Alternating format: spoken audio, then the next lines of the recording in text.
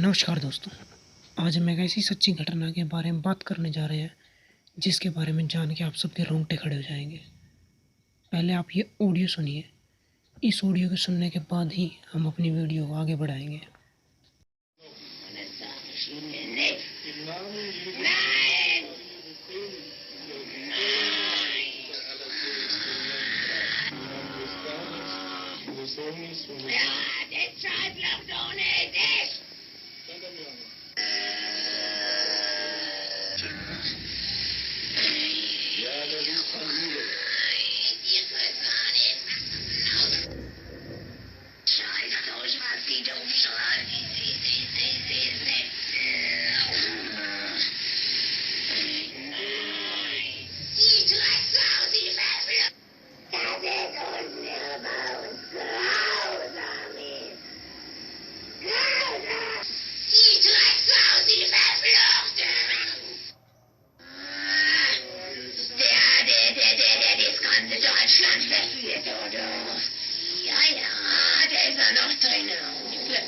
Im Namen des dreifaltigen Gottes und aller höchsten Jungfrau Maria, sagt die Wahrheit.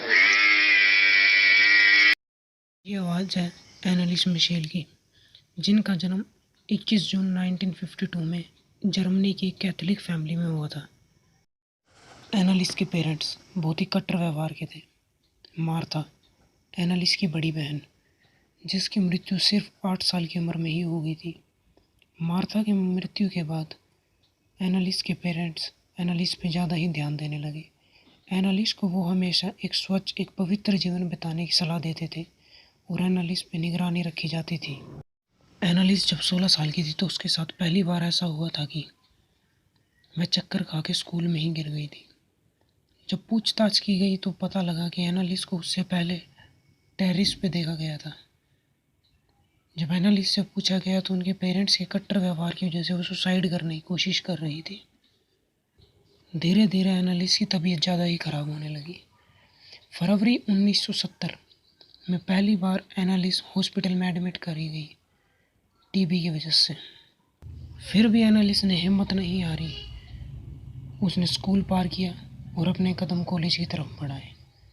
1973 में एनालिस को illusion होने लगे during prayer, प्रार्थना के दौरान एनालिस को इल्यूजन होने लगे और वो समझ गई थी कि उस पे किसी शैतान का साया है। इसी दौरान एनालिस को कई बार डॉक्टर्स के पास भी ले जाया गया, पर डॉक्टर्स हमेशा यही कहते थे कि एनालिस बिल्कुल ठीक है। पर एनालिस और उसके पेरेंट्स नहीं मानते थे कि वो बिल्कुल ठीक है। जब एनालिस की ज़िंदगी में ज़्यादा ही परेशानियां बढ़ गई तो उसे पादरियों के पास ले जाया गया। जब पादरियों ने एनालिस को देखा तो उन्होंने एनालिस से कहा कि उसे दवाइयाँ लेनी बंद करनी होगी, और एनालिस ने ऐसा ही किया। उसने दवाइयाँ लेनी बंद करी और एनालिस पे 67 एक्सोसिज्म किए गए, जो कि पूरे 10 महीने चले। हर एक प्रक्रिया 1 घंटे की होती थी। और इस दौरान पता चला कि एनालिस के अंदर एक नहीं, पूरे 6 शैतान बैठे हैं। और इसी दौरान एनालिस की तबीयत इतनी ख़राब हो गई कि वो अपने बिस्तर से उठ के अपना ही पेशाब पीने लगी, कांच चबाने लगी, अपने ही दांतों को तोड़ने लगी और अपने ही शरीर को नुकसान पहुंचाने लगी। आप इसी से समझ सकते हैं कि एनालिस कितनी ज़्यादा परेशानी में थी। और फिर उसके बाद 1976 में एनालिस की मृत्यु हो गई। ये एक दुखद बात है।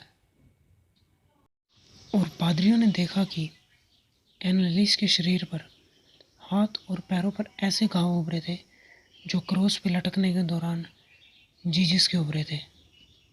और पादरियों के मुताबिक इसे मिशेल की आत्मा मुक्त हो जाने के निशान माने गए। पर 1978 में कोर्ट ने इसे हत्या का मामला करार दिया और 2 पादरियों और मिशेल के पेरेंट्स को जेल की सज़ा सुनाई गई। और दोस्तों, एक और बात आपको बता दें,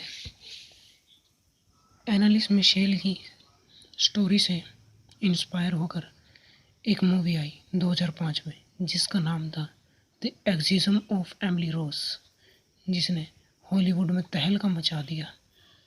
अगर आप ऐसी ही सच्ची घटनाएं और जानना चाहते हैं, please subscribe the channel and press the bell icon.